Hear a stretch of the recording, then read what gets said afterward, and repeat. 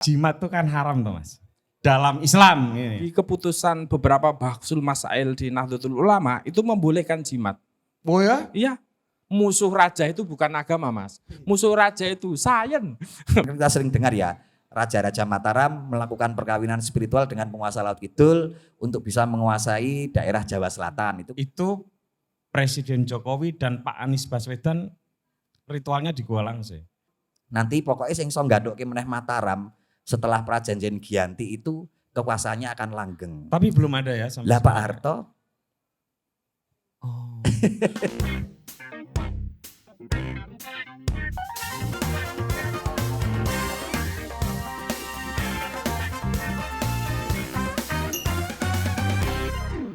Oke teman-teman, tema malam ini sangat menarik karena kita akan ngomong soal memedi dan soal jimat.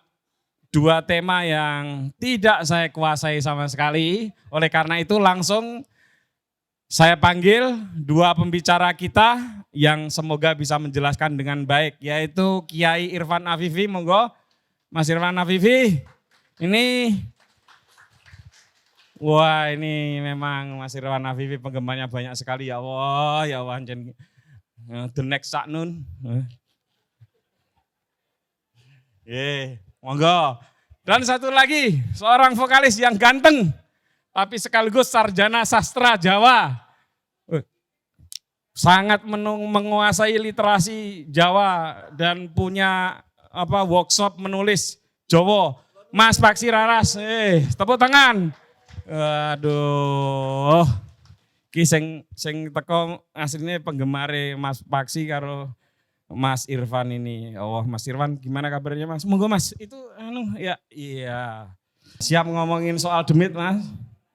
Enggak tahu gini. Mas Paksi. Mas Putut. Aduh, ini kalau sama Mas Pak, ini cocok nih teman-teman. Yang satu mempelajari soal sejarah Jawa tapi kaitannya dengan politik ya. Yang satu sastra Jawa. Wah, nek ngomong opo nembang we iso Mas Paksi. Atau mau kita mulai dengan nembang dulu? Notane beda. Beda ya. Datang ke sini untuk berbicara ya, bukan untuk nembang kok, bener. Enggak, tapi ya pokoknya nanti ndak mesake le dong ngrungokke mong nek nembang ya pas-pasan aku ki mengan. Mas Paksi ngomong tok wis terasa merdu ya. Waduh. Iya nyanyi ya Allah, ya Allah. Mas Irfan, ini Waduh, pertanyaan kok saya dulu iya ya? dong. Enggak, pertanyaannya itu simpel. Sampean duwe jimat ora? Kok iso duwe umat akeh? Yo sebenarnya punya, tapi bukan dalam pengertian yang umum. Weh. Ada jimat versi enggak umum. Jimat saya itu kalau dalam pewayangan itu jimat Kalimosodo. Wah. Mabot itu. Ning asline jimat Kalimosodo kalah karo anakku. Anakku kan Kalijogo. Ya, jimatnya Kalimosodo ya kalau ya. Enggak, tapi serius punya jimat. Saya dari sejak muda dikelilingi lingkungan-lingkungan yang sangat dipenuhi dengan jimat. Tapi nggak tahu sampai umur segini itu memang hampir tiap orang datang ke tempat saya itu pengen memberi jimat kepada saya dan terus menerus saya tidak terlalu tertarik dan menolaknya. Sampai detik ini. Waduh. Bangke yo, orang datang ke Mas Irfan itu ngasih jimat. Nah, teko ning aku wong nggo masalah. Enggak, Mas Irfan. Gini, kita mulai lagi ya dari yang paling basic. Sakjane dalam terminologi, bukan terminologi ya, dalam pengertian Jawa, jimat itu apa toh? Tapi kalau Jarwo Dosok guyonnya itu Mas Paksi yang tahu ya, barang siji yang dirumat. Ya bener gak ya? Barang siji yang dirumat. Nek sampean apa Mas barang siji yang berumat? Banyak ya. Banyak Siji ya. Bojo. Kalau saya dulu ada, jimat saya itu ibu saya. Itu benar-benar kalau saya lagi down total itu saya pulang tuh kayak kekuatan saya tumbuh besar sekali gitu. Ya, Cuma sekarang ibu sudah almarhumah. Gitu. Iya. Tapi kita malam ini tidak ngomong jimat yang itu ya. Oke, Kita ya. ngomong jimat yang kira-kira itulah semacam benda, Ya. semacam raja atau semacam apapun yang memberi kekuatan mistis tertentu. Ya. Nah itu mungkin bagian dari pengertian definisi jimat. Sebenarnya satu hal, benda, atau bisa benda atau logam atau kertas yang ditulisi yang kemudian itu bisa memompa semangat yang merumatnya ini tadi, kemudian menjadi andalannya yang dipercayai bisa memberi tuah kebaikan, keberhasilan, kesuksesan maupun untuk menangkal bahaya. Bahaya tertentu dari kecelakaan yang dibayangkan akan hadir begitu. Nah, jimat kadang digunakan dalam konteks seperti itu. Dia dipakai untuk tolak balak misalnya ya, untuk tolak balak, menangkal keburukan yang akan hadir, maupun juga kadang untuk semacam doa lah, semacam doa untuk memberi kelancaran sesuatu apa yang ingin dilakukannya, kira-kira gitu. Dan dilanggar kan ada jimatnya ya, di pintunya itu kan saya lihat ada yang dipaku itu. Iya toh? Iya benar. Iya toh? Saya itu beberapa kali didatangi seorang untuk minta jimat gitu. Oh, tadi dikasih sekarang dimintai. Dimintai. Lengkaplah begitu. jadi kiai. Itu. Oh enggak. Jadi beberapa memang ada orang yang memang perlu media. Jadi sebagai diri misalnya ya, orang itu kadang-kadang enggak percaya diri. Enggak percaya diri sehingga kadang perlu dipicu oleh benda yang disangka atau dibayangkan orang yang datang tadi itu dapat memberi kekeramatan baru. Atau memberi efek psikologis mungkin dalam bahasa hari ini ya, memberi efek psikologis yang mengokohkan niatnya untuk semakin semangat gitu ya, semangat dan kokoh untuk menjalani proses yang akan diharapkan dia, yang ingin dituju dia, kira-kira. Mas Irfan kan mempelajari soal Islam Jawa ya.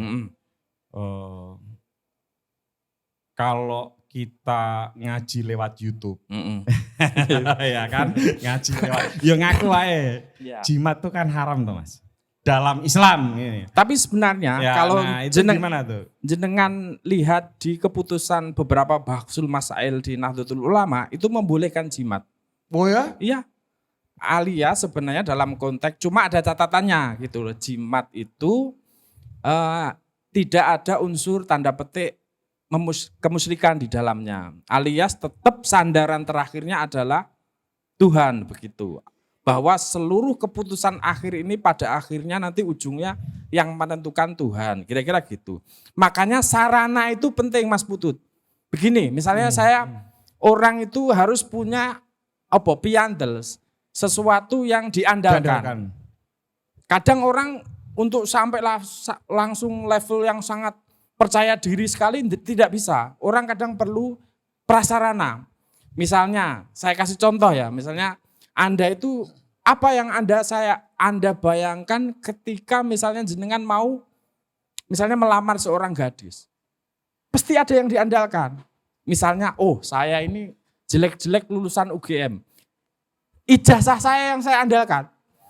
Akhirnya membuat saya pede untuk melamar seorang gadis itu. Nah, kira-kira gitu. Atau surat dari kepolisian diangkat menjadi polisi. Gitu ya. Misalnya gitu. Ya, Nah, fungsinya hampir sekali mirip dan sama sebenarnya. Dalam konteks jimat tadi sebenarnya. Jimat karena sang pemakai jimat ini merasa bahwa di jimatnya itu, dengan adanya jimat itu dia akan semakin pede, semakin semangat begitu, sehingga membuat dia levelnya akhirnya naik jadi percaya diri. Nah mungkin idealnya memang pada akhirnya orang itu harus bersandar pada kekuatan yang maha kuat, maha perkasa gitu bernama. Tapi untuk sampai ke sana itu terlalu ideal. Wong kita kadang-kadang misalnya minta obat pada dokter misalnya ya, itu kadang-kadang juga ini kok kita percaya bahwa yang menyembuhkan itu dokter. Sebenarnya dalam konteks ini sebenarnya kan juga tidak boleh sebenarnya begitu dalam pandangan Islam. Cuma karena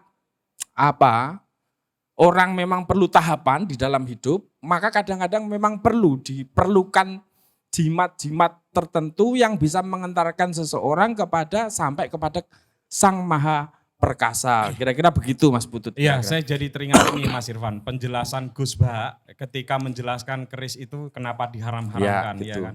Dia menjelaskannya sederhana. Lho nek wong Jawa, wong kita bawa keris atau ngrumat keris haram, kowe iki lunga ora nganggo ATM wae panik. Iya, benar-benar. Enggak bawa HP saja masalah gitu loh. Lah mungkin Jangan-jangan itu adalah jimat-jimat modern. Nah, sekarang jimat-jimat modern orang begitu tergantung kepada HP misalnya hari ini mungkin tingkat ketergantungannya melebihi orang dulu tergantung kepada jimat.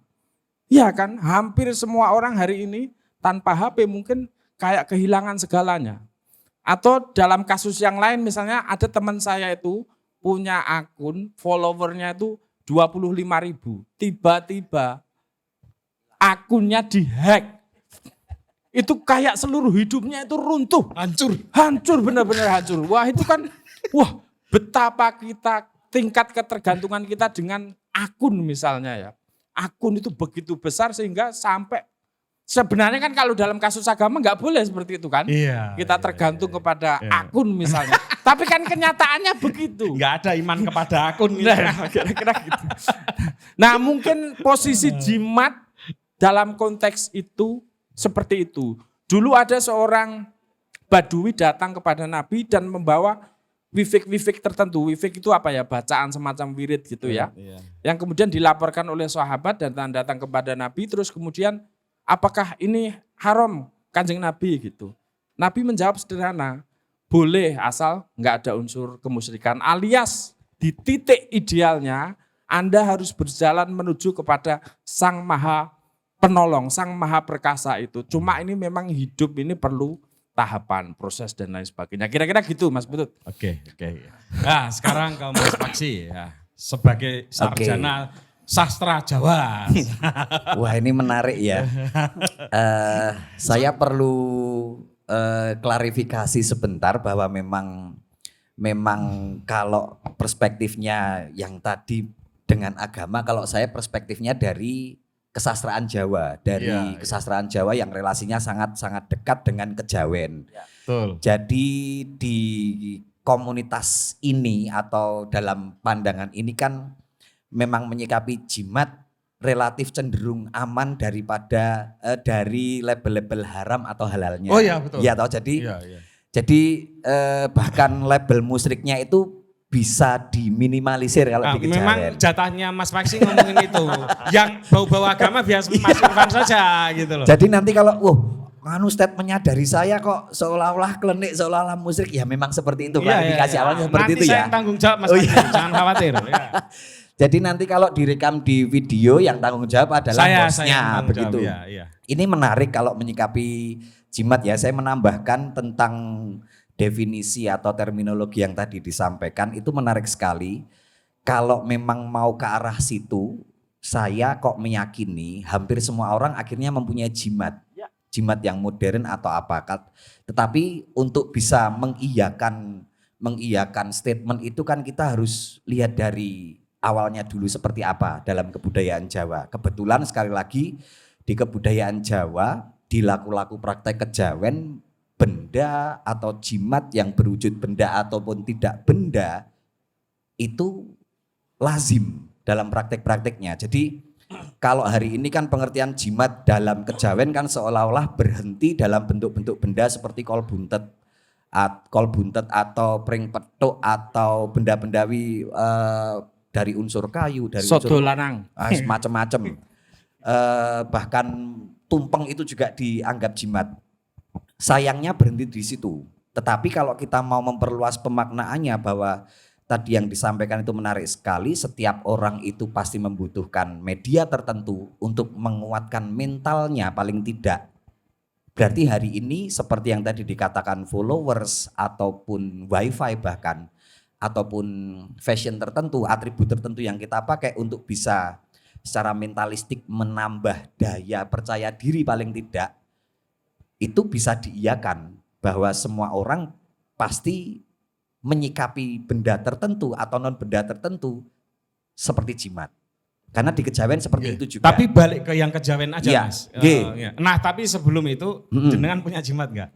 Pasti punya. Oh, Nah, enggak langsung yang aja. jimat ala kejawen kok. Ada. Ada ya? Pasti ada. Benek pede ning panggung. Iya, pasti ada. Pesonanya kayak gini luar biasa gitu Iya, ya. pasti ada. Jadi Ada ya?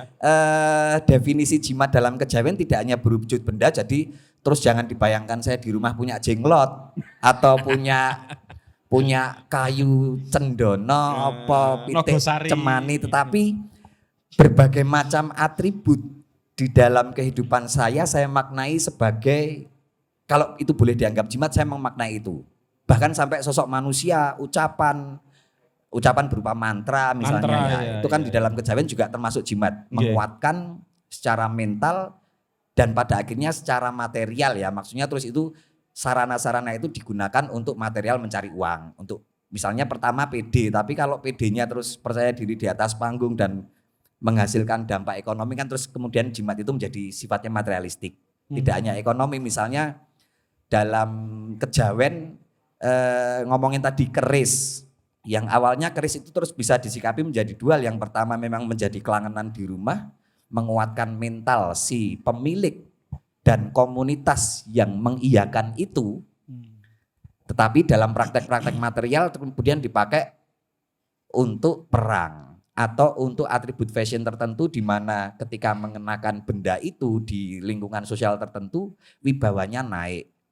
Umpama kerise langsung ketok di dalam ruang sosial kejawen kan wong nitik nganggo batik kae, nganggo keris kae, itu sudah menandakan adanya peningkatan status seseorang. Ya, status seseorang. Jadi kalau tadi balik ke pertanyaan apakah saya ngopeni atau mempraktikkan hal-hal yang berkaitan dengan jimat, itu iya dalam kehidupan saya. Tapi sekali lagi jimatnya apa Mas Ben nek ngomong neng panggung iso pede. Jadi jimatnya maneka warna. Jadi tidak hanya benda, bahkan di kejawen itu kan orang yang benda, tetapi bahkan sosok manusia pun menjadi jimat.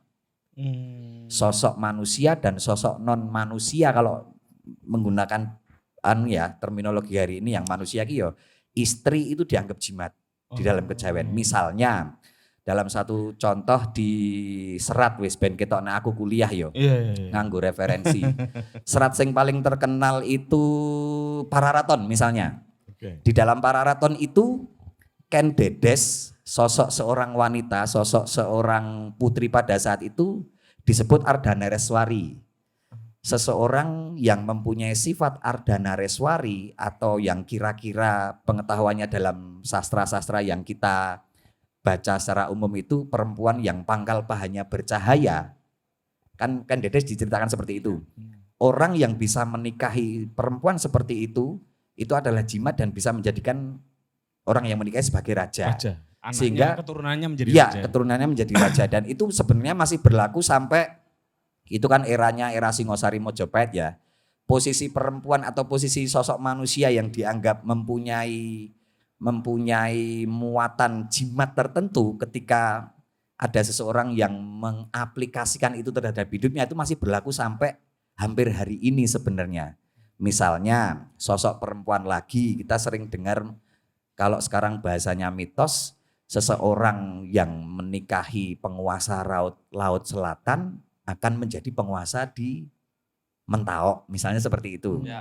Kemudian mitos berikutnya yang lebih kontemporer, lebih modern misalnya, terus kemudian tentang penguasa laut selatan tadi masih bisa kita lacak di misalnya apa yang paling terkenal lagi, Babat Diponegoro. Diponegoro bahkan memang salah satu syaratnya untuk bisa menghadapi perang Jawa harus ke Guwa Langse dulu. Oh gitu. Iya. Kemarin juga ada upacara di situ Ya, ya. itu harus bertemu, harus melakukan negosiasinya dengan Laut Kidul itu berbentuk. Ada yang bilang para pakar itu melakukan perkawinan secara spiritual atau macam-macam. Kita sering dengar ya, Raja-Raja Mataram melakukan perkawinan spiritual dengan penguasa Laut Kidul untuk bisa menguasai daerah Jawa Selatan. Itu masih berlaku, masih bisa kita lacak sampai ke Babat Diponegoro misalnya. Dan itu Mas, mohon maaf saya potong, itu Presiden Jokowi dan Pak Anies Baswedan ritualnya di Guwa Langse. Ada di Mojok. Kalau nggak Nah, Mojok, ini- buka aja Mojok, Gua Langse, Ya, Presiden ya. Jokowi dan Anies Baswedan. Itu nanti klaimnya itu langsung ke Mojok ya, saya nggak berani kalau nyinggung. Iya, tapi memang iya. Saya lebih aman ke literasi kuno aja Iya, biar. iya. Cuma waktu itu si juru kuncennya itu bilang bahwa waktu itu Presiden Jokowi belum menjadi presiden. Oh iya. Waktu masih menjadi wali Iya, kota iya. mau jadi gubernur kalau nggak salah. Ya. Mau tarung gubernur ya. Contoh lagi, misalnya kemudian ada mitos juga di Jawa itu konon dulu katanya siapa yang bisa menggabungkan lagi antara Mataram, Gaya Jogja dan Solo dengan perkawinan itu kekuasaannya akan langgeng menguasai Jawa. Seperti itu toh. Gitu ya. Itu pernah dicoba kalau teman-teman datang ke Museum Ulen Sentalu sana. Lalu, ya. Ada Gusti Nurul, Gusti Gusti apa Nurul, ya. mencoba untuk disatukan lagi dengan Jogja dan Solo itu nanti pokoknya sing iso nggadokke meneh Mataram setelah Prajanjian Giyanti itu kekuasaannya akan langgeng. Tapi belum ada ya sampai Lah Pak sekarang. Harto Oh. Loh, sebentar Mas. Tapi masalahnya kalau Butin Soeharto kan Mangkunegaran. akan terah Solo tetepan. Kalau Trah Solo. Iya. Tapi Pak Harto kan bukan Tapi ini Trah- cuman asumsi ya, dugaan ya. Iya. Kalau menurut Ustadz Salim Afila, ya, Ustadz Salim Afila, itu Pak Harto itu sebetulnya ada mambu-mambu darah kerajaan katanya. Tapi saya kan nggak tahu. Sebab alasan beliau sih simpel. Kalau enggak mana mau Butin menikah sama Pak Harto. Gitu. Ya paling aman dianggap saja ini obrolan konspirasi. Iya, Gitu iya, ya paling iya, aman iya. ya biarnya. Enggak, ya. setidaknya saya punya backingan Ustadz Salim Afila ada di YouTube-nya. Saya berarti membacking ke situ loh, ini Nah, berbahaya iya. sekali loh ini.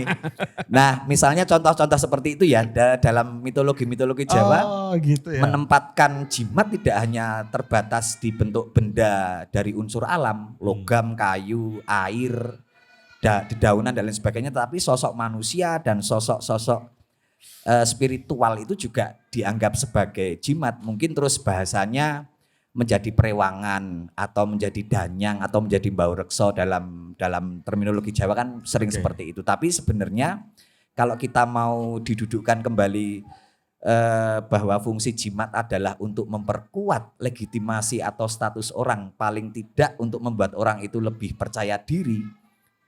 Praktek-praktek seperti itu masih ada sampai hari ini. Begitu Mas. Mas Paksi dan Mas Irfan juga teman-teman semua. Di Jawa ini ada satu kota yang walinya 2. Karena dianggap kota ini keramat. Yaitu Kudus. Ya. Kudus itu dari Al-Quds ya Mas Irfan ya. Aku raiso bahasa Arab tapi kan baca ya. Itu kan walinya ada 2. Sunan Kudus dan Sunan Muria. Saking dianggap keramatnya kota itu. Dan di kota itu ada Raja Kolocokro. Sampai sekarang ini tidak ada satupun calon presiden yang berani kampanye di Kudus. Oke. Dan konon ada 2 presiden yang nekat melakukan itu, bukan kampanye sih, singgah saja. Dan memang betul-betul lengser. Ya. Lengser, yaitu yang pertama adalah Bung Karno, kemudian yang kedua adalah Gus Dur. Ya, saya pernah mewawancari teman yang ada di sana dan itu dibenarkan oleh dia dan kebetulan memang ada di wilayah itu ya. Nah, soal-soal kayak gitu itu Mas. Dan Mas Irfan ya, itu afirmasi atau berhati-hati atau memang jangan-jangan hal kayak gitu itu memang memang betul-betul bukan betul-betul ada kalau sebagai sebuah kepercayaan kan betul-betul ada. Tapi bisa dijelaskan bahwa itu betul-betul menjadi kasunyatan gitu enggak? Kayak gitu. Gini, kalau saya sederhana, satu, benda itu bertuah, punya punya sawab tuahnya begitu, itu memang bisa muncul dari satu. Seluruh benda keramat itu muncul dari pertama manusia yang keramat.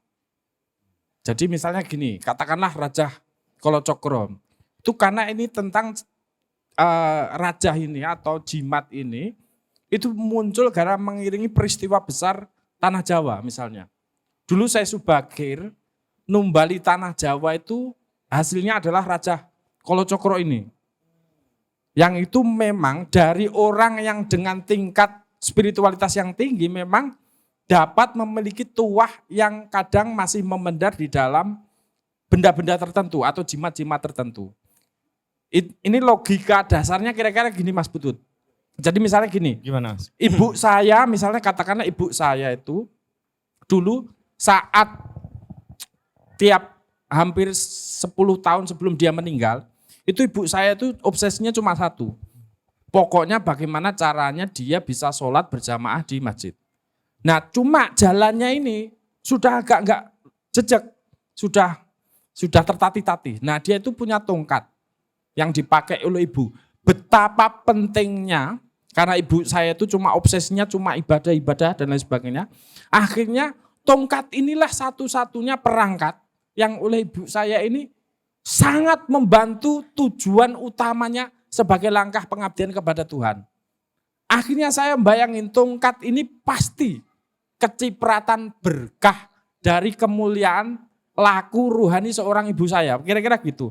Nah dampak dari tongkat ini kemudian adalah tongkat ini pasti memberi juga beberapa energinya mungkin masih tersimpan di dalam tongkat itu walaupun ibu saya sudah ini. Nah dulu Raja Kolocokro dan kawan-kawan itu besaran energi yang dimunculkan raja ini itu pasti setingkat dengan besaran peran Syekh Subakir misalnya di dalam proses penumbalan tanah Jawa. Kira-kira begitu, sehingga kadang efeknya kalau sang tokoh ini tidak bisa melampaui daya yang dikeluarkan oleh raja ini, oleh tokoh yang membikin raja ini, dia akan kalah. Tapi kalau dia bisa melebihi kekuatan dari raja ini, dia bisa melampaui jimat ini.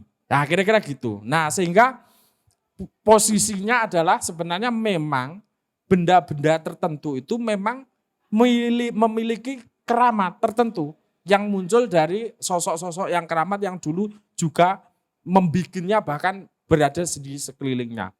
Kira-kira gitu nalarnya. Sehingga peristiwa misalnya kayak presiden yang kena tulah dari raja itu bisa jadi sangat mungkin dalam teori spiritual rohani dimungkinkan seperti itu. Sehingga kalau dia secara rohani lebih rendah dia tidak akan bisa melampaui raja yang itu merupakan tulah dari para tokoh atau wali sebelumnya atau tokoh keramat sebelumnya, kira-kira begitu. Iya, iya. Kalau hampir mirip dengan itu Mas Paksi, benar nggak kalau Raja Mataram ya berarti Ngarso Dalem dan itu nggak boleh lewat Plengkong Gading? Ada beberapa tulah maupun tuah ini menambahkan tadi dari Mas Irfan ya di dalam kejawen yang berupa larangan atau berupa himbauan sekaligus misalnya kalau raja atau kalau mau mendapatkan sesuatu harus misalnya tentang jalan ya harus melewati itu, tapi ada juga larangan-larangan di dalam sastra Jawa kan banyak sekali juga seperti itu, misalnya dalam Pranoto Mongso atau kalau mudeng yang nek laire primbone dina iki, neptune dina iki, hari tertentu tidak boleh melewati itu. Nah ini kan posisinya hampir mirip seperti Raja Kolocokro atau Gugon Tuhon bahwa Raja Mataram tidak boleh melewati Plengkong Gading misalnya. Tapi kan sayangnya hari ini kan kita harus mendekatkan itu dengan nalar dan logika saintifik itu loh yang bikin melelahkan itu seperti itu loh Mas. Kalau misalnya kalau di dalam kejawen kan kita tidak perlu capek-capek seperti itu, bahwa setiap benda, setiap unsur di alam semesta kan mempunyai ruh, mempunyai spirit yang memang itu berpengaruh dalam kehidupan kita. Nah sayangnya kan kurang lebih berapa 50 atau 70 tahun terakhir kita harus capek-capek menjelaskan ngopo kok ndadak rentuk liwat kono, ngopo kok nek misale wukune landep kowe dina Rebo ora entuk mlaku ngalor. Nah kenapa ndadak dijelaskan itu loh yang hari ini menjadi PR-nya kebudayaan Jawa tersendiri itu di situ. Nah pertanyaannya tadi saya juga sering mendengar tentang Ngarso Dalem tidak boleh melewati Plengkong Gading atau tidak. Ini beberapa pakar yang bicara ya, misalnya terus ya karena Plengkong Gading itu pintu belakang. Raja itu lewatnya pintu depan. Begitu, itu logika nalarnya. Tapi kan kemudian sialnya hal-hal yang berbau dengan simbol, berbau dengan hal yang simbolik, kemudian makna-makna filosofis itu akhir-akhir ini terus kemudian dibumbui dengan hal-hal yang musyrik dan yang gaib itu loh Mas. Tetapi dalam sejarah peradaban Jawa misalnya katakanlah dari era Medang Kamulan lah ya abad 6-7 sampai sekarang, dari rentang waktu kira-kira 1.500 tahun sampai hari ini kan baru kira-kira 300-400 tahun atau kita capek-capek harus menjelaskan kui musyrik apa ora, kui gaib apa ora. 1.000 tahun yang sebelumnya kan itu natural saja, organik. Makanya terus di pelajaran SD dulu misalnya ya, sebelum mengenal agama-agama impor di lokal kita di Jawa atau di Nusantara adalah kepercayaannya animisme. Nah animisme itu kan terus bukan berarti terus yang sering dipelesetkan teman-teman hari ini menyembah animasi atau menyembah manga itu kan bukan. Tapi kan menyembah dinamo. animisme, dinamisme. Tapi kan sebenarnya kan pemahamannya kalau itu mau diperdalam kan animisme dari kata anima yaitu setiap hal yang kita jumpai dalam alam semesta ini mengandung roh atau mengandung jiwa. Nah sebenarnya lokal kita seperti itu.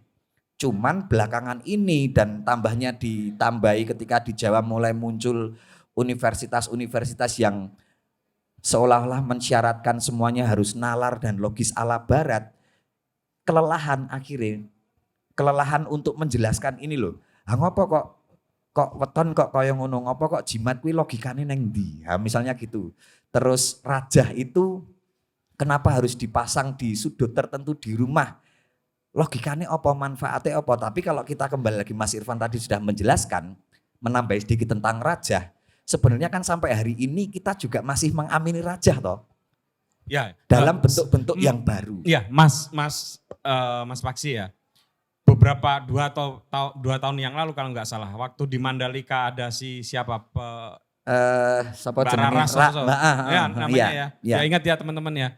Itu kan wah diecek kan. Iya, Ini kan betul. bukan saya mencoba menarik ini.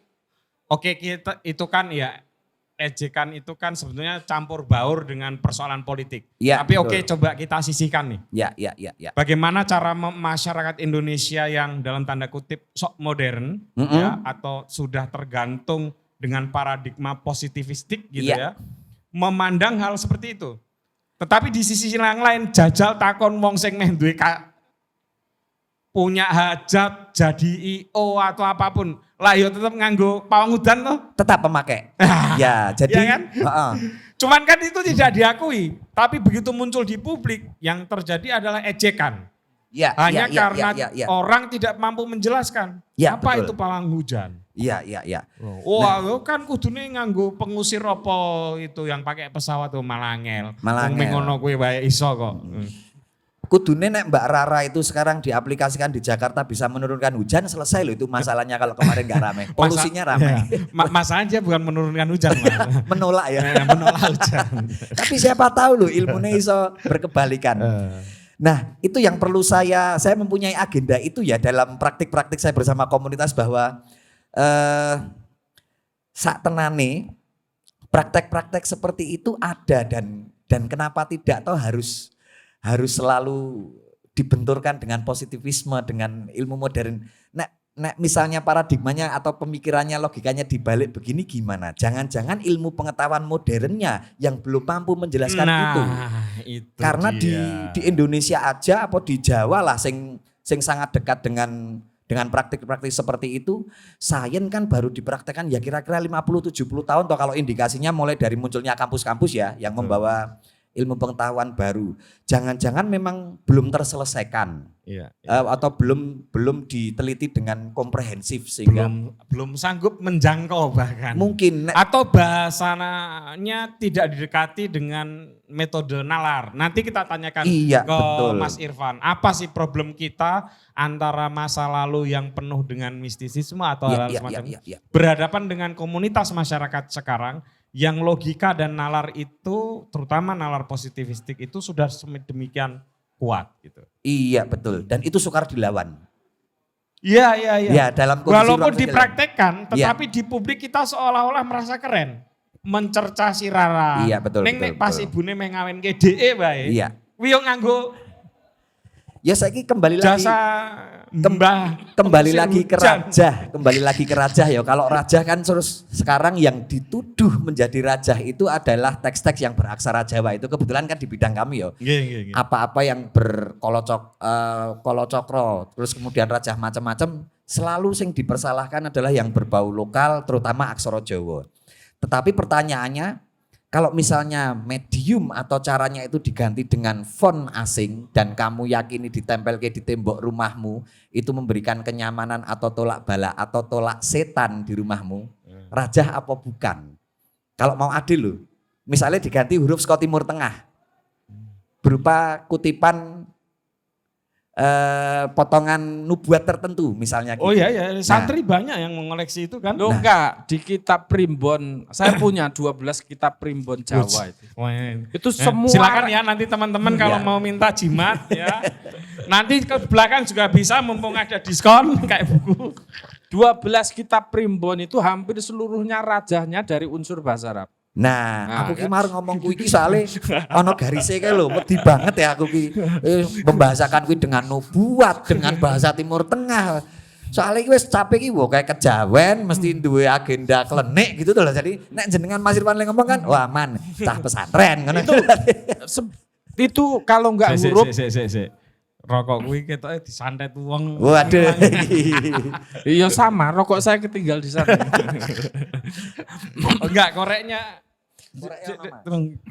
Oh nggih, matur nuwun. Tapi dulu di dalam konteks ilmu huruf sebenarnya, ilmu huruf maupun ilmu angka itu sebenarnya hampir semua peradaban punya tradisi ini. Nah, Bahwa nanti di Persia itu isinya soal raja, di Arab itu isinya soal raja. Terakhir Imam Ghazali bikin wifik. Raja isinya. Raja, bener-bener raja, dan sampai hari ini masih. Nah belakangan muncul Islam-Islam yang baru yang mengharamkan semua ini. Tapi dulu peradaban kita di apapun ini pakai raja ini. Sehingga kompatibel dengan Ya. Jawa. Mas Irfan aku rada lega tok tambahi iki mau yo dadi lega. Oh, berarti kita satu kubu paling tidak. Santai tak bilang. Aku larang menjelaskan dengan bahasa sing mubeng-mubeng yang mau ki wis iki ngono. Sajane sampean cuma belum punya raja kepedean untuk berani menentang arus. Bahaya ya, soalnya praktek-praktek saya sudah terlalu mambu kejawen itu loh soalnya. Iya. Nah itu, tapi memang harusnya hari ini kalau mau adil pikirannya sekali lagi, ya kita mengamini raja sebenarnya sampai hari ini. Bahkan itu berbentuk quote-quote, Anda posting quote putut EA, hidup adalah bla bla bla, dan itu membuat Anda lebih percaya diri, itu fungsinya podo karo aksara Jawa sing tak pajang ning omahku. Ketika aku melihat itu, aku menjadi percaya diri, aku memotivasi sesuatu podo. Ya. Aku sing tak tembak sing aksara Jawa terus wae, sing aksara sekaliane ora wani. Aman.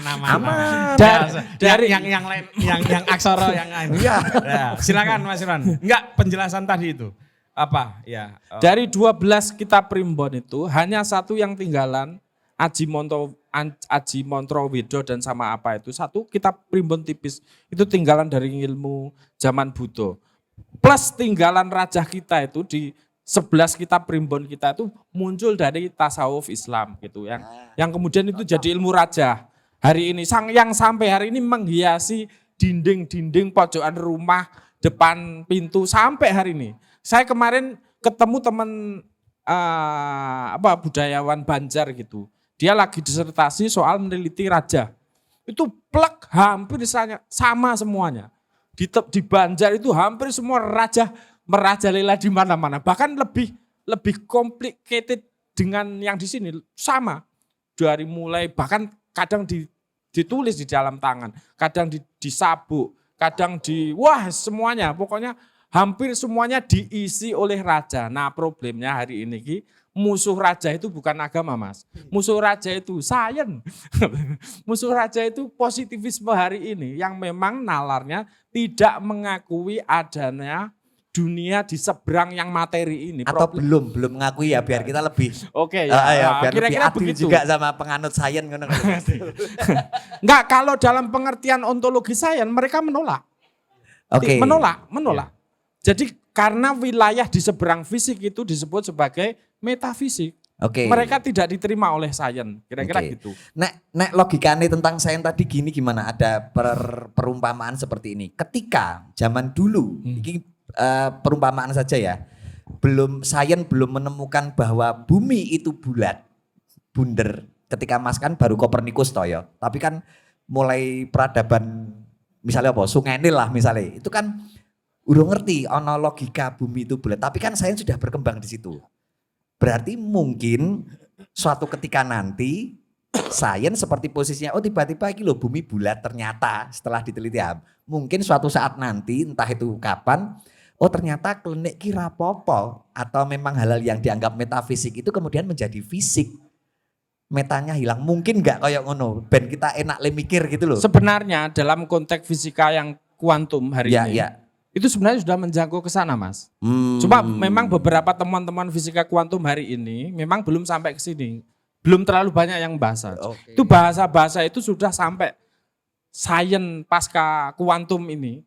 Kuantum itu sudah sebenarnya mengamati sampai kesimpulannya hampir sudah mirip-mirip dengan tradisi klinik kita. Sebenarnya begitu. Nah itu mungkin butuh waktu saja nanti mungkin ke depannya nanti. Moga-moga kita menangi itu ya. Nanti suatu ketika ya tiba-tiba terus kami yang berjuang di Kejawen misalnya ya terus ngomong tentang primbon, wuku, terus tiba-tiba tahun depan, oh ternyata sing diomongin yang primbon ini bener kabeh, saintifik gitu kan, menyenangkan itu nanti. Lah bagiku itu cloud aja mistik kok Mas. Nah, ya kan? Seluruh data orang di seluruh dunia disimpan di situ itu. Ning ndi yo jane terus carane nyimpen piye ngono. Ya walaupun ya kita memakainya sehari-hari. Itu kan. alam gaib itu ya kira-kira. alam gaib.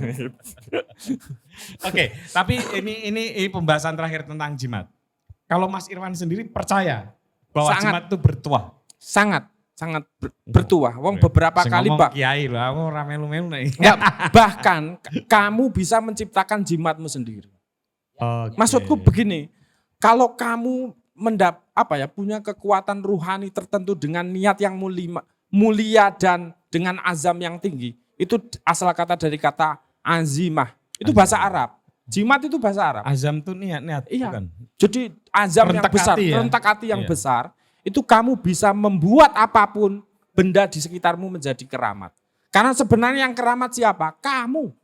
Kamu itu keramat. Masalahnya kok kamu nyari di luar dirimu itu loh. Nah, kira-kira begitu. Tepuk tangan teman-teman. Saya boleh menambahkan Anda ini keramat pokoknya. Boleh menambahkan tentang ini. Kalau di Islam kan sudah dijelaskan ya. Ini sudah ada kira-kira jalur pemikirannya ke situ. Tapi kalau di hal-hal yang klinik dan kejawen ini kan lebih leluasa. Bahkan tetapi kan kalau di kejawen kan semua benda di dunia ini dianggap mempunyai spirit. Kalau tadi Mas Irfan kok kamu bisa menciptakan jimat, kalau dalam kejawen itu bahasanya jimat itu sifatnya arbitrer, jadi monosuko. Hari ini kalau saya ngomong iki bertuah dan komunitas di sekitar sini mengiyakan itu, berarti ini adalah mempunyai makna sebagai jimat, seperti itu. Nah, kebetulan di ngelmu-ngelmu sastra Jawa kan tidak terbebani harus mengakui keesaan misalnya gitu toh. Jadi ya hal yang bersifat ilahiyah neng nggon banyu ya ora apa-apa nek neng kejawen itu apa neng uwit apa neng angin itu ndak apa-apa. Tetapi kemudian bahasanya tadi yang keramat itu kamu itu agak mempunyai relasi dengan konsep manunggaling kawula Gusti dalam kejawen. Tapi itu nanti di ngobrol berikutnya aja. Tepuk tangan juga buat Mas Laksi. Mas panitia nyun sewu, rokoknya Mas Irfan ketinggalan di belakang, beliau agak nggak bisa fokus. Nyun sewu, nggih rokoknya Gudang Garam Internasional. Terima kasih buat FKY sekali lagi Festival Kebudayaan Yogyakarta 2023 dengan tema Kembul-mumbul. Anda panitianya? Oh iya, panitia ya, Mas? bukan saya sudah bukan. Oh sudah bukan, mantan ya? Iya. Tepuk tangan buat FKY no. FKY dong, FKY terima kasih. Pasca Demak kesini kan ono pocong, kan sebelum itu kan nggak ada pocong berarti. Karena nggak ada pemakaman. Karena nggak ada pemakaman yang berbentuk pocong. Berarti kan hantu kan terupdate toh bentuknya. Tapi jenengan pernah melihat komedi? Dalam praktek-praktek kami menghadirkan benda yang tidak manusiawi berkomunikasi bahasanya itu lazim. Tenang nih Mas. Tenan Mas. Jinnya itu berdiri tepat di kaki Ini saya. di mana ini? Pulangnya di mana? Sudah di Jogja. Sudah dilanggar berarti. Iya, Jinnya ikut kelanggar. Ikut ke Langgar. Rona. Wegah. Cek Mas Paksi itu di Suluk Plencung. Itu nama-nama ratu jin, raja jin di tiap wilayah itu sudah didata oleh masyarakat Jawa. Kurang kayak ini ilmu yang sangat Ensiklopedis ya, dasar. pengetahuannya Sudah. ensiklopedis ya. Dan tidak pernah berubah itu raja-raja itu.